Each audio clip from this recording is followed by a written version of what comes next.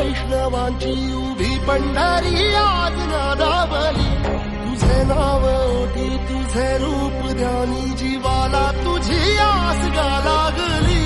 जरी बाप साऱ्या जगाचा परी तू